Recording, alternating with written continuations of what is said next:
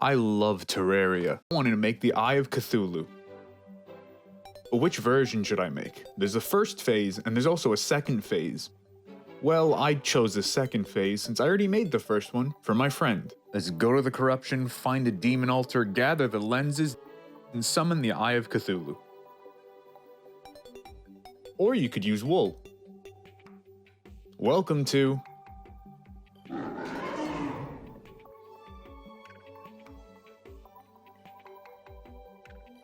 In order to make the second phase in particular, that means I have to start out by making a bowl out of the wool, which isn't the easiest but shouldn't be super difficult either. I went about it by slowly adding pieces to the wool and turning it outwards to build out the walls of the sphere I was creating. As you might have seen at the beginning, and popping up right now, I have almost 1,000 hours in Terraria, and I'll likely get a lot more once 1.4.5 finally comes out this year. But what's interesting is that 1,000 hours to some people is a long time, and to other people is probably rookie numbers. Terraria is one of the games that I'm fairly certain I could probably play forever. Leave a comment for what game you could play forever.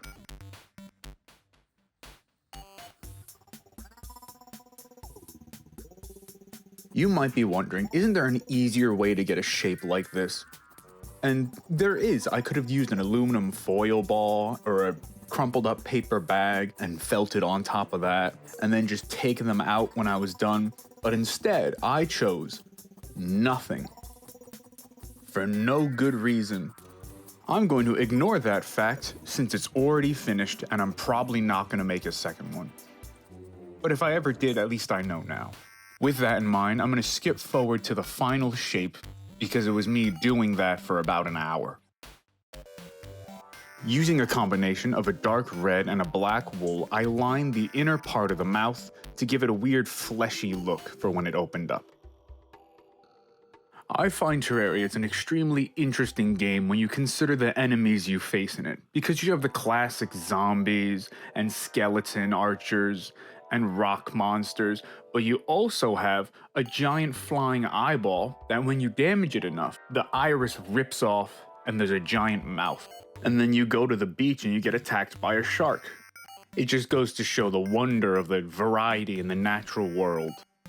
There's a lot of different enemies in Terraria and even bosses, so if there's one you'd like to see me make, be sure to leave me a comment. I chose a darkish red color because I'm assuming that's what the inside of the eye would look like. In the Don't Starve Eye of Terror, the inner part of the mouth looks like a mouth. There's a tongue, there's a back of the throat, it's kind of pink, but I wouldn't assume it's fully accurate to the Eye of Cthulhu, also because the Eye of Terror has a blue eye. The Eye of Cthulhu, on the other hand, has a blue and green eye in its sprite. For that reason, I chose just a general, dark, meaty kind of color to go into the mouth. Because it's wool, I don't really have to do a variation in color within the mouth, because the variation within texture I think would be enough, especially when you combine it with the fact, when you look at it, some of the mouth is always going to be obscured from the fact it's a sphere. Besides that, all I really had to do was make sure I covered the entirety of the inside with that color. The next step was to add all the tentacles on the back of the eye. Following up my, I could probably do this easier if I thought about it more, train, I decided to make the tentacles by taking strands of red wool and wrapping them around themselves. I then needle felted into my mat and twisted it as I was doing that in order to seal them together in these long, thin tentacles.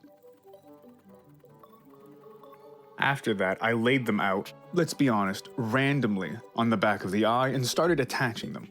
I tried to somewhat space them out, but for the most part, they're just congealed directly at the back of the eye. I did have one or two thicker tentacles back there, just so you know that's how he actually is able to fly. Again, when needle felting, an interesting thing is the time you'd spend doing something. For example, even though the tentacles take up a fairly small proportion of the overall body, they actually took the longest because each one had to be made individually.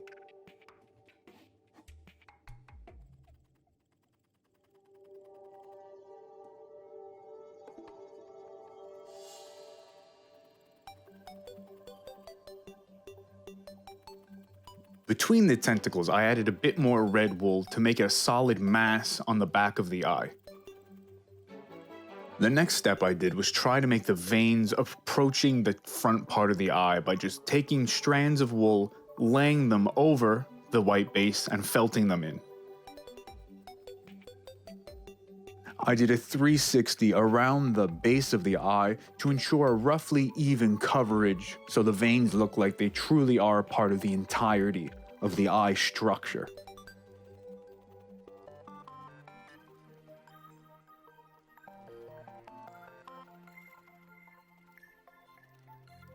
Now you can probably see all the dark red poking out here. That's from the wool on the inside, piercing through the white base and appearing on the outside. In order to cover them, I'm going to lay more white wool over top of that and then felt inwards. As I'm doing this, you might notice I'm going very close to my fingers. Oh, I'm fine.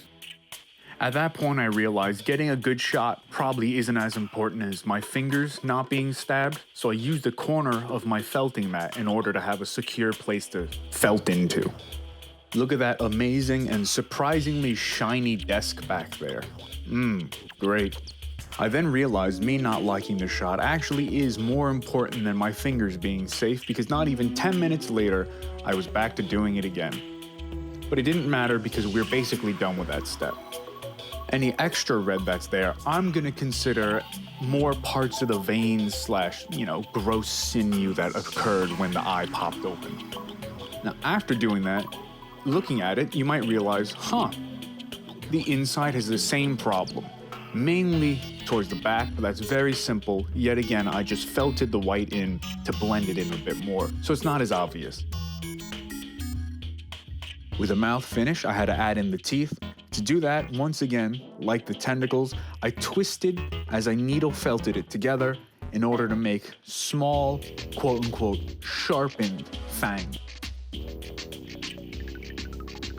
And pretty soon, I had a full set of teeth to put into the eye. I put the teeth somewhat evenly across the bottom and the top part of the would-be mouth opening, or jaw, but I don't think it's a jawbone in there, so it's probably not actually a jaw. I don't fully remember the first time I played through Terraria. I've been playing it for so long, but it must be interesting playing through the game for the first time and coming up to the first boss, whether it's because you managed to figure out how to summon it with the suspicious looking eye, or just the fact you gain so much health that in the middle of the night, a gigantic eyeball, bigger than the ones you've already been fighting, all of a sudden starts to attack you. I think it's a very interesting and appropriate first boss to show off the fact that what you'll be facing on your journey is weird, dangerous, and really cool looking. With the teeth finally going in, this Pac-Man finally looks like the opened eye of Cthulhu, and our job is almost done, except for one extra little step. Now, if you want a nice, smooth finish, you can go over the object again and again to make sure all the stray strands of wool are packed down. Or you could just give it a mini haircut, which is what I decided to do here, not because I'm lazy, but because I wanted to get use out of these tiny shears that I bought one time.